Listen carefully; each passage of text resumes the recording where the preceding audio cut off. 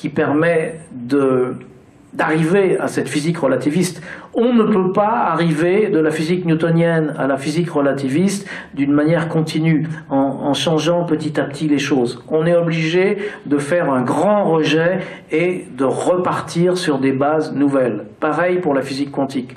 Et pour la physique quantique, Heisenberg a vraiment été un des protagonistes en énonçant son principe d'incertitude. Bon, mais il y a aussi des noms qui sont des noms qui nous empêchent d'aller en avant. Hein, le nom au modèle de Big Bang, et j'ai essayé d'expliquer que ce nom avait eu des motivations scientifiques qui étaient fondées sur des mauvaises bases, mais elles étaient là quand même, et des motivations idéologiques, et que bien souvent, il est difficile de distinguer entre elles. Donc, quelque chose de quelquefois très subtil, mais en tout cas, toute l'histoire de la physique donc, est parsemée de ces noms, de ces rebondissements. Et ce qu'il y a d'intéressant, c'est que finalement, quelquefois, pas toujours, mais quelquefois, on s'aperçoit qu'il y a ce nom, et puis il y a le non au non, et ce non au non ne revient pas au oui. Et je m'explique, je donne l'exemple encore une fois de la physique quantique, parce que depuis toujours, dans l'histoire des idées, il y a le débat, alors par exemple à propos de la lumière, est-ce que la lumière c'est quelque chose de continu? Est-ce que la lumière c'est des petites particules qui nous arrivent? Ou bien c'est quelque chose au contraire de continu, une sorte d'onde qui se propage? Et il y a eu des débats tout au long de l'histoire de la physique, depuis les Grecs jusqu'à la physique quantique. Est-ce que la physique c'est quelque chose de continu? Pardon, est-ce que la lumière c'est quelque chose de continu ou c'est quelque chose de discontinu? Il y a des expériences qui suggèrent que c'est continu, il y en a d'autres qui suggèrent que c'est discontinu. On a du mal à comprendre et on a du mal à se faire une idée, et il y a sans arrêt des oscillations entre l'interprétation continue et l'interprétation discontinue. Et bien finalement, qu'est-ce qui va se passer? Il va se passer la physique quantique, et que va nous dire la physique quantique? Eh bien non, c'est pas continu, c'est pas discontinu. C'est quantique, c'est quelque chose de nouveau. Et ça me rappelle tout à fait hier, la violence, non, il ne faut pas rentrer dans la violence, il ne faut pas rentrer dans la résignation, il faut rentrer dans quelque chose de nouveau qu'on appelle la non-violence. Donc je ne veux pas faire un parallèle trop étroit entre la physique quantique et la non-violence, mais ce que je veux dire, c'est que la sorte de dialectique du non, c'est pas forcément une pure dialectique, c'est pas forcément qu'on passe du non au oui et la négation de la négation qui devient le oui, ça peut être quelque chose de plus subtil. Et il y a une notion qui est très importante en physique et dans la physique d'aujourd'hui, et en mathématiques aussi, qui s'appelle la dualité. Et la dualité, c'est lié aussi à cette notion de relativité dont je parlais tout à l'heure. C'est simplement que quand on a quelque chose, quand on a une théorie mathématique, ou un objet mathématique, ou un objet physique, eh bien, on peut quelquefois le décrire de plusieurs points de vue. Et j'ai parlé de ça l'année où il y avait Alain Kohn, on a parlé de ça un petit peu de manière concertée, parce que les travaux de mathématiques d'Alain Kohn sont véritablement fondés sur cette dualité à propos de la notion d'espace. Parce que quand on a un espace, quand on veut décrire, mais prenez une surface par exemple, parce qu'on a plus l'habitude, c'est quelque chose de géométrique. On va essayer de le décrire géométriquement par sa forme. Et ce que nous a dit Alain Kohn, enfin ce qu'a repris Alain Kohn, c'est pas lui qui a été l'inventeur de cette notion, c'est qu'on peut le décrire aussi d'une manière complètement algébrique. C'est-à-dire, au lieu de parler de l'espace, on peut parler des fonctions qu'on définit sur l'espace. Par exemple, si vous avez un drap qui est une surface, vous pouvez parler de la forme de ce drap ou de la couleur de ce drap. Et si vous dites ce drap, ici il est rouge avec une intensité que vous mesurez, ici il est un peu moins rouge, etc., ou bleu ou jaune, c'est une fonction, et ces fonctions obéissent à des structures algébriques. Et ce qu'on a trouvé, c'est que on a une dualité. On peut exprimer les propriétés d'une surface ou d'un espace-temps, soit de manière géométrique, soit de manière algébrique. Et ça revient au même, on a le choix. Et donc, quelquefois, il faut faire attention, on a l'impression qu'on se pose une question et qu'il faut le répondre oui et qu'il faut répondre non. Eh bien non, ce sont simplement deux points de vue qui sont chacun différents, qui sont chacun fructueux et qui nous parlent finalement d'une seule réalité. Où est la réalité? Alors je vois que Jean-Noël me fait signe, donc je n'aurai pas vraiment le temps de parler du nom d'Einstein, enfin du nom d'Einstein finalement à la bombe nazie, et qui se traduit par une lettre de recommandation à Roosevelt pour lancer un programme de construction de la bombe. Donc un non qui se traduit par un oui, et qui ensuite se traduira par, lorsque la bombe sera construite, par un nouveau nom d'Einstein, un non à la militarisation, un non au surarmement, à la prolifération nucléaire. Donc c'est une manière pour moi, si vous voulez, de montrer comment ce non scientifique est lié d'une manière à peu près inextricable, qui passe par la personnalité d'Einstein, à un non qui cette fois est un non évidemment de nature politique, mais peut-être on aura l'occasion de discuter de ceci dans les questions. Merci.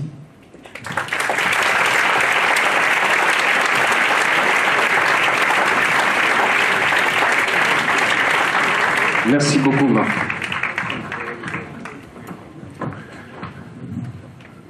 Merci pour cette très très belle intervention, comme à ton habitude. Une toute première question, est-ce qu'aujourd'hui, il y a encore des physiciens, pas seulement des physiciens qui s'intéressent à l'astrophysique ou à la cosmologie, mais qui s'interdisent d'entrer dans des sphères de recherche dont ils ont l'intuition que ça risque de les mener à une catastrophe sur le plan humain? C'est une très bonne question. Mais cette question, il y a deux problèmes concrets. Il y a un premier problème qui est qu'aujourd'hui, cette fabrication des armements, pourrait-on dire, elle est très très diluée. Et elle est très très diluée jusqu'au niveau fondamental. C'est-à-dire, si vous faites aujourd'hui de la recherche complètement fondamentale, comme pouvaient faire par exemple Heisenberg ou Schrödinger ou Einstein quand ils ont mis au point la physique quantique, c'était complètement fondamental, on s'interrogeait sur la structure du monde. Eh bien, c'est cette structure, c'est cette recherche absolument fondamentale dont on ne pouvait pas imaginer à l'époque qu'elle aurait des applications, qui a permis de faire les ordinateurs, les lasers, les transistors, et puis finalement les armes, les missiles, etc. Donc, c'est extrêmement dilué, quel que soit le domaine de la recherche appliquée évidemment, mais même quelquefois fondamentale, on ne peut pas être certain que ça ne va pas rentrer dans un programme d'armement présent ou futur. Et donc, si on voulait se dire « je refuse absolument de contribuer à tout projet d'armement, quel qu'il soit présent ou futur », c'est une position tellement radicale que je crois qu'on est obligé d'arrêter complètement. Je connais une seule personne qui a eu cette position radicale, c'est Alexandre Grothendieck. Alexandre Grothendieck, dont tu voulais que je parle, ça tombe très bien. Alexandre Grothendieck, que beaucoup de mathématiciens considèrent comme le plus grand mathématicien du XXe siècle, donc peut-être c'est exagéré, j'en sais rien, mais en tout cas c'est un des plus grands mathématiciens du XXe siècle, dont on redécouvre un peu aujourd'hui les travaux, puisqu'il est mort il y a quelques mois, et ça a quand même fait un petit peu de bruit, mais pas tellement finalement. Bon, alors Alexandre Grothendieck était un mathématicien absolument extraordinaire, un génie, il n'y a aucun doute là-dessus, à tel point qu'on lui a construit un institut qui s'appelle l'Institut des hautes études scientifiques à Bure-sur-Yvette. Et un jour, Alexandre Grothendieck s'est aperçu que dans le financement de son institut, il y avait une contribution des militaires. Il a immédiatement démissionné et ensuite on lui a donné un poste au Collège de France, et comme au Collège de France il s'est mis à créer, je ne sais plus le nom de sa chaire, je l'ai noté quelque part, mais en gros c'était une chaire pour la dénucléarisation ou quelque chose comme ça. C'est pas du tout ce qu'on attendait de lui, et finalement ça s'est très mal passé et il a choisi de s'exiler complètement. Il est parti, je crois, en Ariège, et c'est là qu'il est mort en ermite, et qu'il est mort et qu'on l'a retrouvé il y a quelques mois. Et il a brûlé certains travaux. Alors non, il n'a pas brûlé ses travaux. On a retrouvé je ne sais plus combien de milliers de pages dans un coffre, alors qu'on pensait qu'il faisait plus de mathématiques. Donc la grande question, c'est est-ce que ces manuscrits mathématiques qu'on a retrouvés sont des choses qui continuent ces travaux géniaux, et déjà ces travaux publiés n'ont pas du tout fini d'être répertoriés, donc les travaux non publiés encore moins, mais on ne sait pas si c'est la continuation de ces travaux géniaux ou si, comme il était tout seul, il a complètement tourné en rond et c'est du pur délire. On ne le sait pas. Alors tout ça est dans des armoires. Il y a des mathématiciens qui ont été désignés pour jeter un œil là-dessus, mais c'est peut-être le début d'un feuilleton extraordinaire. En tout cas, les mathématiques de Grothendieck ne sont certainement pas épuisées. La partie connue n'est pas du tout épuisée, et la partie inconnue encore pire. Ça rappelle l'histoire de la malle de Newton. on a découvert une malle de Newton qui avait été rachetée dans une vente aux enchères par l'économiste John Maynard Keynes, et on a découvert que cette malle nous livrait un aspect totalement inconnu jusqu'alors de la personnalité de Newton, à savoir justement Newton, lui aussi physicien égyptien entre guillemets, parce que c'était des manuscrits d'alchimie. Donc on a découvert que Newton s'était intéressé d'une manière extrêmement approfondie à l'alchimie, ce qui était absolument comment dire, très intéressant et qui semblait paradoxal à côté du côté extrêmement logique et raisonnable de son travail scientifique. Donc on est toujours dans l'histoire des sciences soumis à des paradoxes. Mais juste un deuxième élément de réponse à la question que tu m'as posée. Le premier élément, donc, c'est que quoi qu'on fasse, on ne peut pas être certain si on met au point, je sais pas, n'importe quoi, une nouvelle colle, un nouveau transistor, tout ce que vous voulez, que ça ne va pas être récupéré un jour par l'armée. Et la deuxième chose, c'est qu'aujourd'hui, de toute façon, un physicien n'a plus tellement l'occasion de dire non, parce que de toute manière, il n'est financé que s'il a lui-même soumis un programme de recherche qui a été soumis à approbation. Donc on n'a même plus l'occasion de dire non, parce que finalement on ne peut travailler, c'est-à-dire on a de l'argent pour travailler avec cette nouvelle recherche sur programme, que si on a déjà énoncé son programme et que ce programme a été approuvé par les autorités. Alors les autorités, qu'est-ce que c'est? C'est l'agence qui s'occupe de tout ça et qui regroupe bien entendu des scientifiques, mais des scientifiques qui sont quand même dans une certaine mouvance avec une manière de bien penser entre guillemets. Et on est absolument certain que si des gens comme Einstein, Schrödinger et autres aujourd'hui essayaient de faire des demandes avec le programme correspondant à ce qu'ils ont accompli, on est absolument certain qu'ils n'auraient aucun financement. Il n'y aurait pas de financement. Des questions dans le public. Il y a des doigts qui se lèvent. Cyril, devant.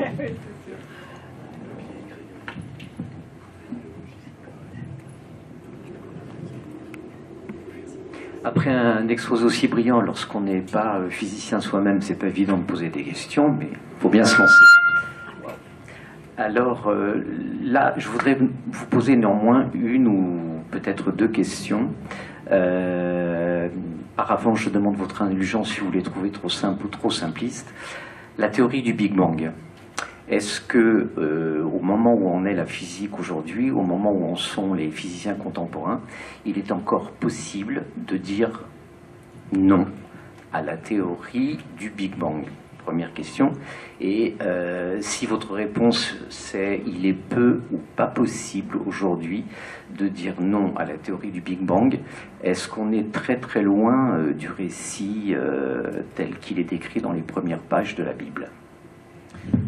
Alors, il faut être bien clair sur ce qu'on appelle théorie du Big Bang, parce qu'il y a beaucoup de malentendus à ce sujet. Évidemment encore amplifié bien souvent par les médias. Donc la théorie du Big Bang, qui porte un nom qui est très très mal choisi, et vous savez que le mot Big Bang a été justement inventé par un des adversaires du Big Bang qui s'appelait Fred Hoyle pour tourner le modèle en dérision. Et ce mot a bien plu et il est resté, mais c'est un mot très trompeur parce qu'il donne l'illusion que le Big Bang est une sorte d'explosion et qu'il y a un début, qu'il correspond à la création ou au début de l'univers, et ça n'est pas du tout ça. Ce qu'est la théorie du Big Bang, c'est finalement un récit d'une certaine portion de l'évolution de l'univers, une portion qui englobe évidemment l'état présent de l'univers et qui remonte à peu près il y a 13 milliards d'années. Mais ce que dit très clairement la physique d'aujourd'hui, c'est que ce qui s'est passé il y a 13 milliards d'années, nous ne savons pas en parler parce que nous n'avons pas les théories physiques qui permettent d'en parler. Donc on raconte l'histoire depuis un certain moment qui s'appelle l'ère de Planck jusqu'à aujourd'hui. Ça dure 13 milliards d'années et 13,7 milliards d'années. Et on dit des choses dont on est raisonnablement certain sur cette période. Ce qui s'est passé à ce moment-là, et a fortiori ce qui s'est passé avant, on n'en sait rien. Peut-être qu'il n'y a rien eu avant, c'est une des hypothèses, mais à laquelle on croit de moins en moins.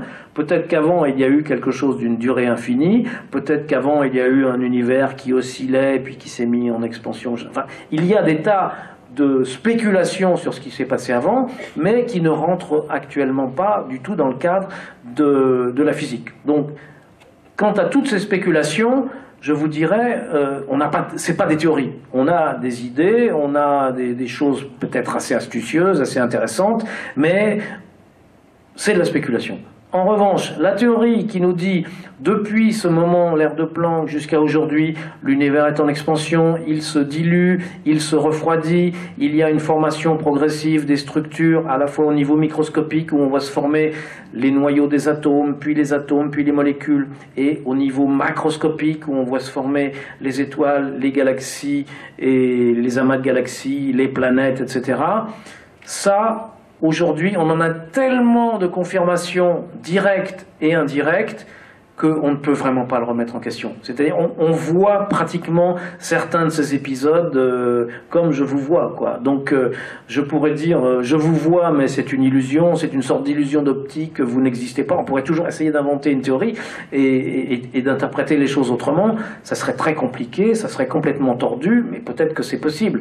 Mais pour le Big Bang, non seulement c'est confirmé par la théorie, mais jusqu'à aujourd'hui, personne, ça fait quand même pratiquement un siècle, personne n'a proposé une autre explication. C'est-à-dire, il n'existe aucun modèle concurrent qui nous raconterait que l'univers, par exemple, a évolué d'une manière différente ou qu'il n'évolue pas.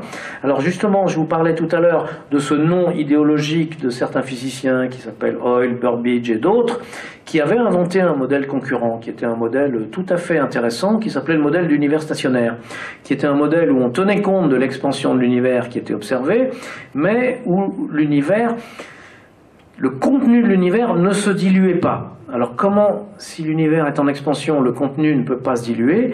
Parce que, selon ces physiciens, il y avait un processus qui créait de la matière en continu de manière à compenser la dilution.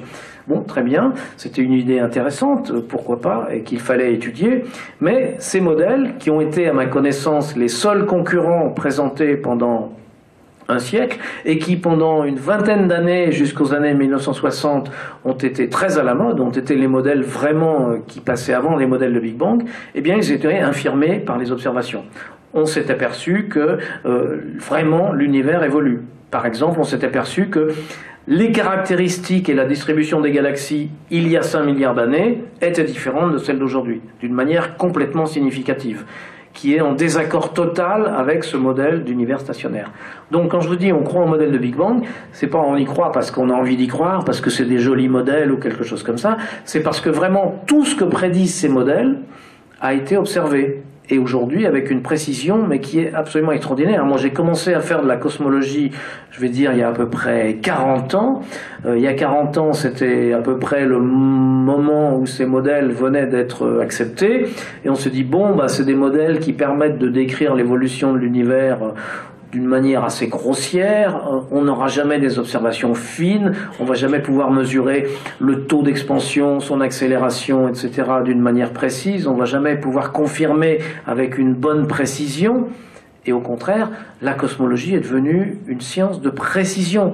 Dans les 15 dernières années, il y a eu 3 prix Nobel de physique qui ont été décernés à des observations cosmologiques et qui toutes les 3 confirment d'une manière vraiment très précise et très spectaculaire justement ces modèles de Big Bang. Donc, je pense que je ne vois pas comment on pourrait remettre en cause ça. Et même, je vais aller plus loin, parce qu'aujourd'hui, on a des raisons de penser que notre physique n'est pas complète. Et on a cette théorie de la relativité, on a cette théorie de la physique quantique, qui sont d'une certaine manière en opposition l'une avec l'autre, et la plupart des physiciens pensent que certainement il doit y avoir une théorie plus complète, plus globale. Quelquefois on appelle ça la théorie du tout, mais c'est un mot que je n'aime pas beaucoup, mais comme vous l'avez peut-être lu ou entendu dans la presse, je le mentionne. Donc, beaucoup de physiciens pensent qu'il y a peut-être une nouvelle théorie. Et on cherche. Il y en a qui cherchent la théorie des cordes, il y a le modèle d'Alain Kohn, il y a la gravité quantique, il y a les théories des twisters de Penrose. Enfin, disons que dans le monde, il y a beaucoup de physiciens théoriciens qui se penchent sur ces questions et qui essayent des idées intéressantes. On est dans la recherche fondamentale et c'est extrêmement intéressant. Eh bien, quel est le moyen de tester ces théories? On ne sait pas très bien, parce qu'on ne sait pas comment elles vont s'appliquer, on ne sait pas où trouver les applications de ces futures théories qu'on ne connaît pas encore. Eh bien, justement, ce que disent les physiciens, c'est qu'aujourd'hui, par l'intermédiaire des observations, il y a une chose dont on est vraiment absolument certain, c'est les modèles de Big Bang. Donc le premier test qu'on va faire passer à une théorie pour savoir si elle est viable, c'est est-ce que cette théorie est compatible avec les modèles de Big Bang. On est tellement, autrement dit, on est beaucoup plus certain aujourd'hui des modèles de Big Bang que de nos théories physiques. Une autre question. Non, mais c'était pour compléter la première. Je pense que le monsieur avait voulu la poser aussi, enfin je la donne. Est-ce que l'Église ou les Églises disent toujours non à Giordano Bruno et à Galilée? Alors, l'Église catholique a officiellement réhabilité Galilée il y a quelques années, je ne sais plus si c'est 10 ans, 15 ans, je ne sais pas. Mais assez curieusement, Giordano Bruno, non, je ne sais pas pourquoi. Alors, sur l'histoire de Giordano Bruno, évidemment, il y a beaucoup de choses à dire, parce que Giordano Bruno a été condamné, je crois, si je me souviens bien, il y avait 63 chefs d'accusation contre Giordano Bruno, qui a passé plusieurs années en prison avant d'être brûlé. Et donc on lui a donné l'occasion de se rétracter en prison, on a essayé de le convaincre de se rétracter, et il s'est convaincu sur tous, sauf un seul, qui était justement celui de l'infinité des mondes, et ça a suffi quand même pour le faire condamner au bûcher. Et non seulement on l'a brûlé, mais avant de le brûler, on lui a cloué la langue sur un petit truc en bois pour, je crois symboliquement, l'empêcher de parler. Donc, individu très dangereux. Allez-y, monsieur, allez-y. Oui, monsieur, j'ai bien entendu votre argumentation sur les projets de recherche qui ne peuvent pas tout à fait ou toujours être maîtrisés, et que donc les chercheurs seraient obligés quelquefois de... Bon, on peut comprendre ça.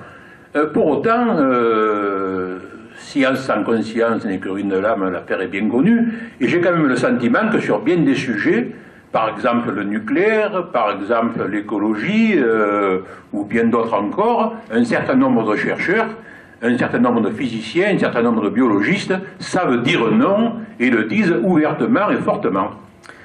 Alors, pas beaucoup peut-être, mais... Alors, moi je ne peux pas parler de biologie, je ne suis pas spécialiste, je pense qu'on va en entendre parler de biologie et de médecine demain et dans les jours qui suivent, bien sûr.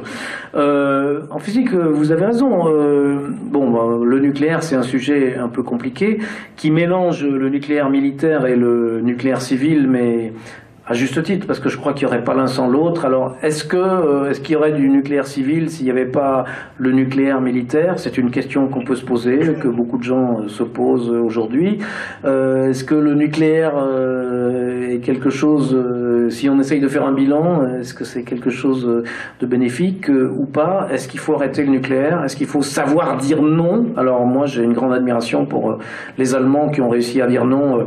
Ça paraît pas facile, mais je pense que on doit y arriver tôt ou tard. Quand on voit cette espèce de truc qu'on appelle l'EPR, qu'on n'arrive pas à construire, on s'aperçoit qu'il y a des fissures dans l'élément le plus fondamental, qu'elles étaient cachées depuis 6 ans. Enfin, on est dans une situation... Alors, le problème, c'est quand on est physicien, que faire? Il y a un problème engagé comme ça. Alors, d'un autre côté, il y a des programmes, comment dire... Pardon, Marc. Oui. Est-ce qu'à un moment donné, le citoyen a droit de parole dans tout ça? Non. Sur le nucléaire, non. Visiblement, c'est le domaine par excellence où il n'y a jamais eu de consultation. Et alors, je vous recommande un livre d'une sociologue qui s'appelle Cézine Topsou, je ne sais plus exactement prononcer son nom. C'est un livre de sociologie qui explique comment le gouvernement et les autorités ont réagi à la contestation nucléaire, parce qu'il y a toujours eu de la contestation nucléaire. Et ce qui est extraordinaire, c'est que jamais ils ont cherché à répondre de manière aux arguments. C'est qu'ils ont cherché des stratégies pour, contrer cette contestation, c'est-à-dire créer des comités, ou bien au contraire les laisser parler ou les empêcher de parler. Enfin, le problème, c'est jamais posé, essayer vraiment de créer un débat et encore moins un débat démocratique. Le problème, c'est comment gérer la contestation. Il n'est pas du tout question de remettre en cause ce qui est décidé à un grand échelon. Donc, alors, que peuvent faire les scientifiques là? Bon, bah, il y a des comités qui essayent de surveiller ce qui se passe, mais c'est extrêmement compliqué. Bien sûr, il y a des comités, mais et il y a des scientifiques qui disent non, mais c'est essentiellement sur le plan individuel la plupart du temps. Je vous propose une dernière question, parce qu'après il va falloir passer à table. S'il vous plaît, je voulais vous poser une question globale, enfin. Est-ce que l'espace est lié à la présence de matière? Autrement dit, pas de matière, pas d'espace. Bon, c'est une question excellente, mais... Et peut-on imaginer une limite de l'espace, c'est-à-dire de l'univers? Bon, ce sont deux questions très intéressantes qui sont posées depuis 2000 ans et qui n'ont toujours pas la réponse. Pour la deuxième question, il y a quand même quelque chose d'extrêmement intéressant. C'est la question de la limite de l'univers. Est-ce que l'univers est fini, infini? C'est un débat qui dure depuis 2000 ans avec des contributions de tous les astronomes, à commencer par Aristote évidemment, qui niait la notion d'infini, mais qui se retrouvait confronté à la notion d'un univers fini avec un bord. Ensuite, le paradoxe de la nuit noire. Enfin, je ne veux pas rentrer dans tous ces détails, mais disons qu'il y a une sorte de dialectique là aussi entre l'univers fini et l'univers infini qui dure depuis très longtemps jusqu'au XXe siècle, avec une innovation encore totalement nouvelle qui justement vient d'Einstein, qui est que Einstein utilise cette physique qui à l'époque est nouvelle, une physique qui a été créée au XIXe siècle, pardon, excusez-moi, pas une physique, une géométrie qui est la géométrie riemannienne, et cette géométrie riemannienne permet d'envisager quelque chose qui est entièrement nouveau et révolutionnaire, à savoir d'imaginer, de concevoir, pas seulement d'imaginer, mais de concevoir et de décrire mathématiquement de manière très propre, un univers, un espace, si vous voulez, qui serait à la fois fini, mais sans aucune limite, sans aucune borne. Donc, on peut très bien faire ça, et le paradoxe de la frontière, qui avait déjà été souligné par Architias de Tarente, qui était un physicien successeur d'Aristote, eh bien, ce paradoxe disparaît. Et donc, grâce à la relativité générale, et grâce au fait que cette théorie prend en compte une nouvelle physique, une nouvelle géométrie qui est une géométrie révolutionnaire, la géométrie riemannienne, eh bien, il est possible d'apporter une réponse complètement nouvelle et de sortir du dilemme ou bien un univers infini, ou bien un univers avec une frontière, avec le paradoxe de la frontière qu'on n'arrive pas à résoudre. Quelque chose d'entièrement nouveau. Et le premier modèle cosmologique qui a jamais été construit dans le cadre relativiste, qui a été proposé par Einstein lui-même en 1917, c'est ce qu'on appelle un modèle où l'espace-temps a la forme d'un cylindre. Eh bien, sa première caractéristique, et Einstein l'a construit dans ce but très précisément, c'est que l'espace soit fini, qu'il ait un volume fini, une circonférence finie, et qu'il n'ait aucune frontière, aucun bord. Quelque chose d'entièrement révolutionnaire. Quant à la première question, est-ce que l'espace existerait sans la matière? C'est une question qui s'est toujours posée, et lorsque Newton a introduit cette notion d'espace absolu qui constitue un des piliers de sa physique, immédiatement il a été critiqué par exemple par des collègues comme Leibniz, et puis ensuite par des philosophes comme Kant et comme par d'autres mathématiciens, philosophes et physiciens comme Ernst Mach. Et Einstein nous déclare, c'est une des questions qui l'a obsédé toute sa vie, et c'est une des questions qui, déclare Einstein, l'a conduit à construire sa théorie, non pas la première théorie de la relativité restreinte, mais la théorie de la relativité générale. Et Einstein résout en partie le problème. Alors la question ne se pose plus évidemment à propos de l'espace, puisqu'il n'y a plus d'espace dans la théorie de la relativité, mais à propos de l'espace-temps. Et cette question de savoir, est-ce que l'espace-temps existe indépendamment de la matière? Est-ce que c'est la matière qui est primordiale par rapport à l'espace-temps, ou l'espace-temps, ou la matière, selon certaines conceptions, pourrait n'être que des sortes de singularités, de déchirures dans l'espace-temps? Il y a des théories comme ça. Et mon pronostic, on n'a pas la réponse aujourd'hui, mon pronostic, c'est que on va arriver à une espèce de théorie, peut-être, où finalement, ces deux notions de matière et de géométrie, c'est-à-dire d'espace-temps, on parle plutôt de chronogéométrie, vont se fondre, et on va s'apercevoir que matière et géométrie matière et espace-temps, sont deux aspects de quelque chose que je ne saurais pas encore nommer, auquel il faudra peut-être trouver un autre nom. Provisoirement, on peut appeler ça matière-espace-temps avec des tirets, mais ça sera forcément, il faudra forcément trouver quelque chose de plus élégant et de plus condensé comme appellation. Et voilà, un des pronostics, enfin quelque chose qui nous guide dans notre recherche d'une théorie nouvelle, ce dont je parlais tout à l'heure, c'est justement l'idée que la géométrie d'un côté et la matière de l'autre, qui sont deux choses que nous considérons séparément, sont finalement deux aspects d'une sorte de substance universelle à laquelle on n'a pas encore donné de nom et qui de temps en temps se manifesterait plutôt comme l'espace et de temps en temps plutôt comme la matière. Après tout, c'est ce qu'on a fait pour l'électricité et le magnétisme. Aujourd'hui, on s'aperçoit que électricité et magnétisme, qui paraissaient deux choses différentes, sont deux aspects de l'électromagnétisme. Aujourd'hui, on s'aperçoit que les interactions électromagnétiques et les interactions nucléaires faibles sont deux aspects d'une interaction qu'on appelle électrofaible. Donc, alors avec Étienne qui est ici, on avait écrit un petit livre il y a quelques années qui s'appelait la recherche de l'unité. Et on poussait un petit peu les choses peut-être, mais on interprétait toute l'histoire de la physique comme une recherche de cette unité. Et finalement, voilà, peut-être qu'il y a une unification à faire entre cette notion géométrique, non plus d'espace, mais d'espace-temps, et la notion de matière, sauf qu'aujourd'hui, on n'a pas encore réussi à la faire, et c'est un effort, travail en cours. Il y avait cette réponse admirable de Stephen Hawking qui avait proposé comme force primitive, comme primum movens de tout, the power of love, la force de l'amour. C'est pas négligeable. Ah mais ça c'est Dante, c'est la dernière phrase du Paradis de Dante. L'amor che muove il sole e le altre stelle. L'amour qui meut le soleil et les autres étoiles. On peut s'arrêter là. On peut s'arrêter là. Merci beaucoup Marc. Merci à tous d'avoir écouté avec tant d'attention cette belle intervention.